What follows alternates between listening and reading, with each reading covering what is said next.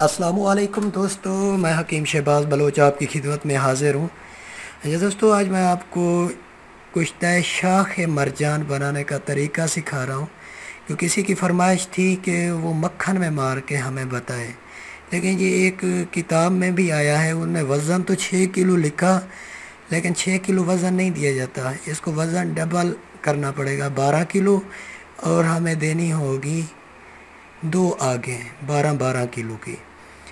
तो इसी तरीके से ये आप आधा पाव मक्खन ले लें, 1 तोला शाख मरजान, आधा मक्खन नीचे डालें, आधा मक्खन इसके ऊपर आप डाल दें। आधा पाव मक्खन हो 1 तोले के लिए काफ़ी है। फिर इसको आप मामूली गेल हिकमत करें, कोई आपको ज़्यादा गेल हिकमत करने की ज़रूरत नहीं है। मामूली गेल हिकमत करें और इसको आपने 12 किलो की आग देनी है। किताब में 6 किलो लिखा हुआ है, लेकिन 6 किलो से इसका कुश्ता नहीं होगा। तो 12 किलो आप आग देंगे, उसके बाद आप निकालेंगे, इस कलर में होगा।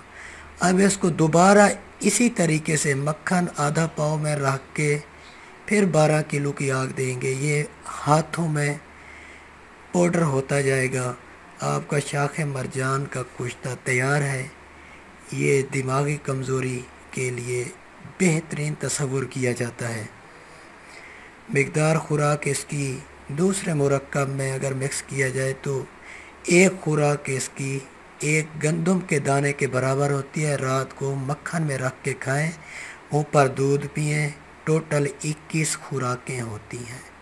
अगर इसके साथ कुश्ते चांदी मिक्स किया जाए बराबर वज़न में और मिकदार यही खाने की होगी, तो जिसके यहाँ बेटियाँ पैदा होती हैं तो देखने में आया है कि उसको बेटे पैदा हुए हैं। बाकी अल्लाह की ज़ात जिसको चाहे बेटी दे या बेटा दे, लेकिन तिब में इसका ये देखने में आया है। हम वज़न कुश्ते चांदी और मरजान।